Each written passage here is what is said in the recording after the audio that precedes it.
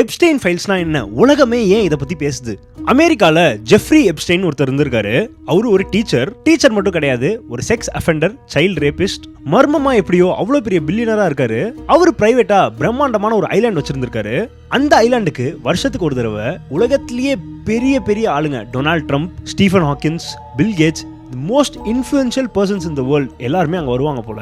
அங்க வந்து சின்ன சின்ன பொண்ணுங்க, அதாவது மைனர் பொண்ணுங்க, 18 வயசு கீழே இருக்கிற பொண்ணுங்களை செக்ஷுவலி அபியூஸ் பண்ணி பிளஷர் என்ஜாய் பண்ணிப்பாங்கன்னு சொல்றாங்க. இதே மாதிரி கண்டினியூஸா நடந்துட்டு இருந்திருக்கு.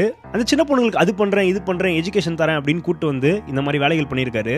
ஒரு ஸ்டேஜுக்கு மேல இங்க நடக்கிறதெல்லாம் வீடியோஸ் எடுத்து எல்லாரையும் பிளாக்மெயில் பண்ண ஆரம்பிச்சிருக்காரு ஜெஃப்ரி எப்ஸ்டெயின். 2019 ஒரு அரெஸ்ட் ஆயிடுறாரு. மர்மமான முறையில இறந்துடுறாரு ஜெயிலேயே. இந்த எப்ஸ்டெயின் ஃபைல்ஸ்ங்கிறது போய்கிட்டே இருக்கு, மில்லியன் கணக்குல இருக்கு.